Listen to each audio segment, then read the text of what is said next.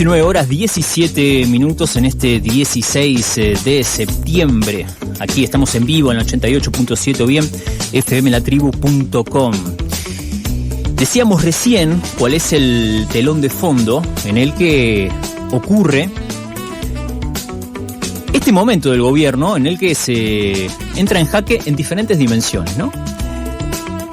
Dentro de lo cual, el jueves de la semana pasada, el Tribunal Supremo Federal de Brasil condenó a 27 años y 3 meses de prisión al expresidente Jair Messias Bolsonaro, junto a otros 7 de sus colaboradores, en todos los casos por participar de una trama golpista que planeaba desconocer las elecciones de finales de 2023 y declarar el estado de sitio.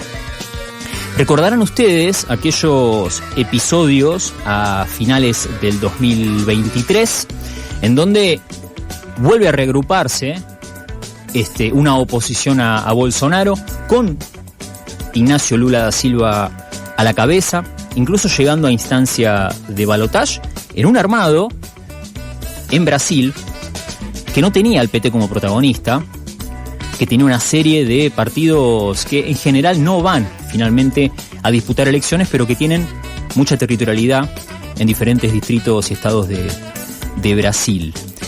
Una jornada, la de finales de 2023, en donde el propio por entonces presidente empezó a alertar que había posibilidades de un fraude, que había posibilidades de que ese recuento electrónico, que es el sistema que funciona en Brasil, devuelva números que no se corresponden con la realidad, y se desató aquel intento de golpe de Estado que tuvo su condena el jueves de la semana pasada.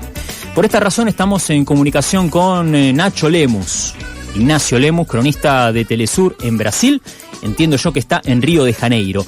Nacho, ¿cómo estás? Acá Mati te saluda. Buenas noches. Saludos, Mati. Buenas noches para ustedes. Un gusto hablar con vos. Igualmente, tanto tiempo.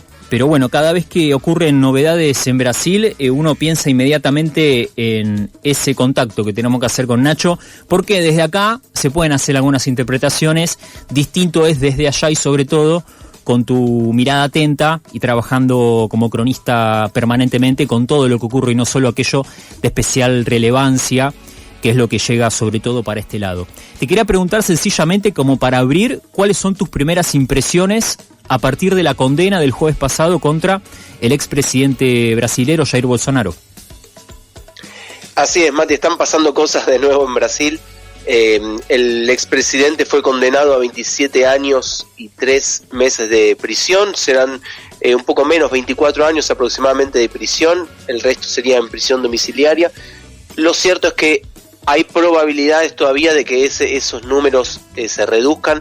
Lo que ahora se trama en el Congreso brasileño, que tiene mayoría conservadora, es que haya una amnistía. En principio no se hablaba de una amnistía general para todos los implicados en ese intento de golpe, también por otros crímenes como abolición del Estado Democrático de Derecho, deterioro de los activos del Estado, del patrimonio público. Claro. Pero lo cierto es que ahora se está trabajando, esto es la última información que tenemos, en que haya una reducción de pena quizás para Bolsonaro. Ese va a ser el intento del Congreso brasileño después de esta condena de la Corte Suprema, que es histórica. En Brasil nunca hubo un golpista que haya pasado a ser condenado. Claro. Pasamos por la transición de la esclavitud a la república sin que haya condenados, pasamos por la dictadura militar sin que haya condenados, y recién ahora Jair Bolsonaro, el expresidente de la república, es imputado por estos crímenes. Uh-huh.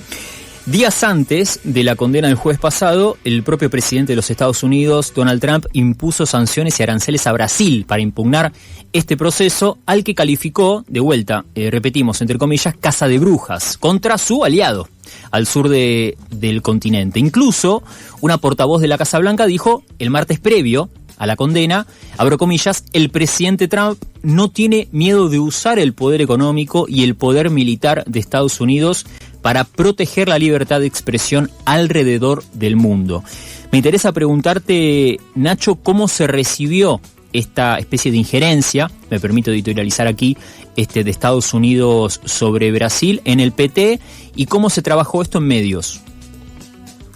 Entramos en un ciclo de nota oficial de Estados Unidos, repercusión en la embajada estadounidense, en Twitter, en ex-Twitter, perdón, y después respuesta por parte de las autoridades brasileñas, la Cancillería brasileña.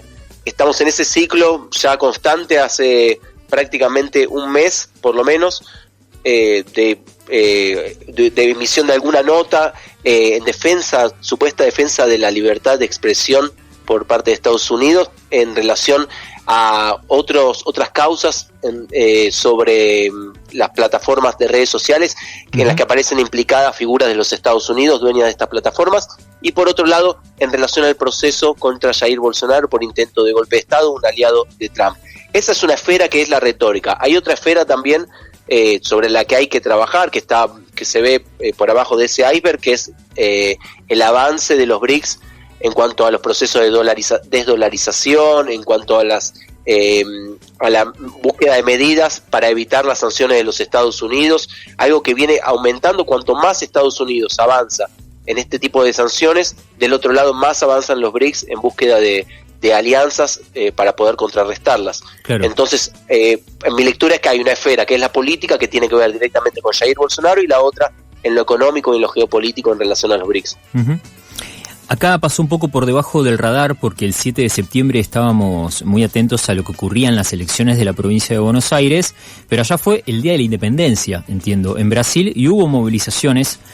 Yo he visto sobre todo de la derecha brasileña, pero sé que hubo de otras fuerzas, incluso las oficiales, pero por primera vez, y corregime Nacho acá, vi enormes banderas de los Estados Unidos y de Trump en esas movilizaciones de la derecha liberal. ¿Esto tuvo que ver con el tipo de injerencia que tuvo la Casa Blanca previo a la condena de Bolsonaro, o es algo más de fondo?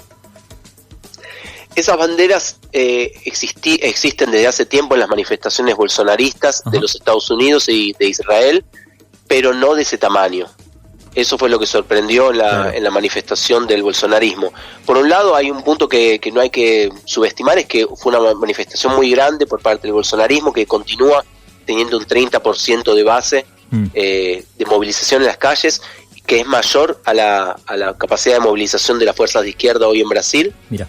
Y por otro lado, hay que destacar esto que bien señalabas, la aparición de una bandera gigante de los Estados Unidos. Muchos calificaron como un tiro del pie por parte del bolsonarismo, porque si bien las manifestaciones habían sido grandes, esa pauta de la soberanía nacional, de la que se había apropiado la derecha brasileña, claro, desde Lavallato, hablando de la corrupción en Brasil, usando la camiseta de la selección brasileña, esa simbología, apropiándose de esa simbología, las manifestaciones de derecha contra la corrupción, hoy se han desgastado y han sido recapturadas por la izquierda brasileña, que históricamente defendió la soberanía nacional y se opuso al injerencismo por parte de los Estados Unidos en Brasil. Uh-huh. Entonces, hay que señalar esto: la bandera de los Estados Unidos puede haber perjudicado a las movilizaciones de la derecha brasileña. Inclusive en las encuestas se ve que hay rechazo a esta cuestión, y la popularidad de Lula aumentó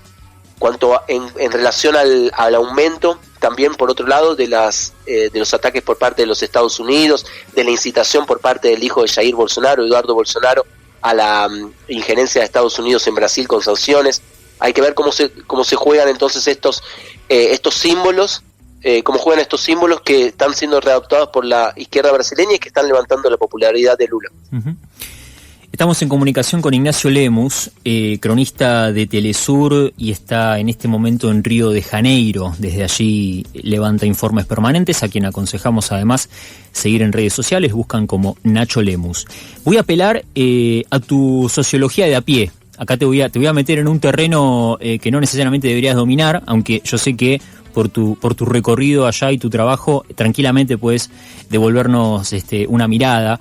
Decías recién que el bolsonarismo, tras la derrota electoral del líder, tras la condena del líder, sigue siendo una fuerza un núcleo al interior de la sociedad brasilera muy potente.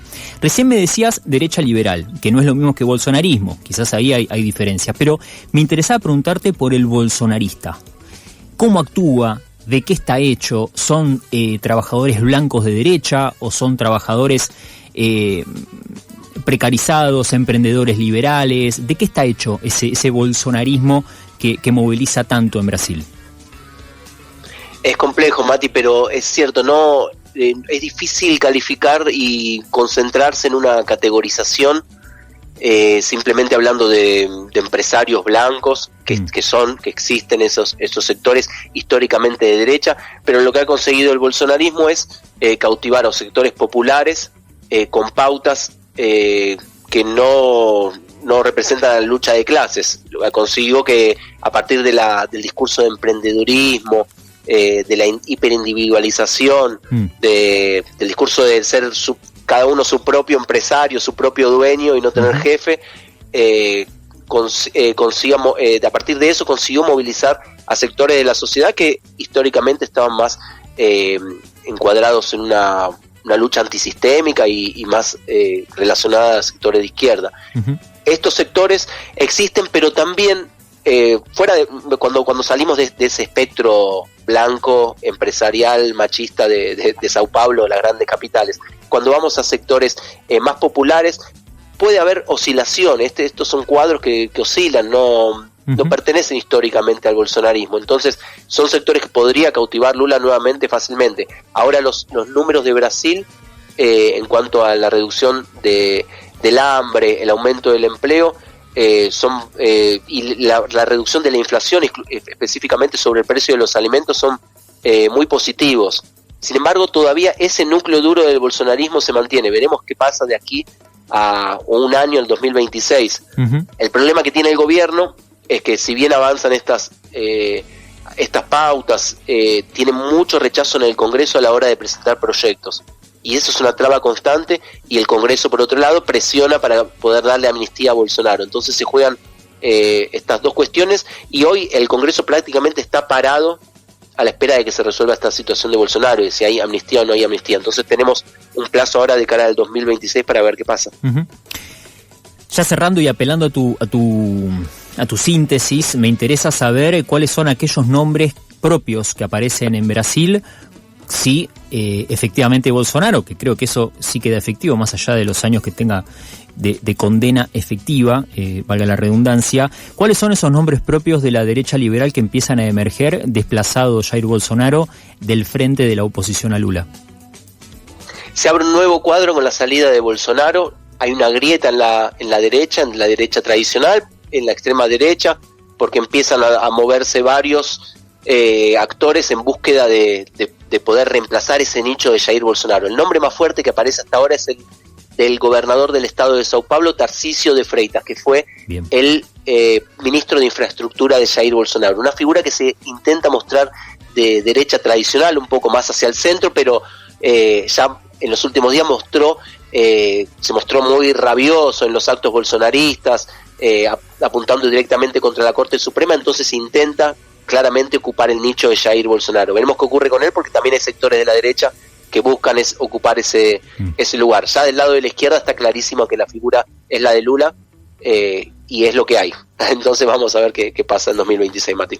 Vamos a ponernos en contacto con vos en un tiempo y ya meternos en Lula y el PT y cómo es esta performance del gobierno que va camino de cumplir sus primeros 2 años de este mandato de Lula, de los tantos que ya tuvo en Brasil. Nacho, un abrazo grande y muchas gracias por este tiempo. Abrazo a ustedes, siempre un gusto. Ignacio Lemos, cronista de Telesur en Brasil desde Río de Janeiro, analizando un poco lo que quedó a raíz de la condena a Jair Bolsonaro el jueves pasado de 27 años y 3 meses de prisión. 19 horas 32 minutos.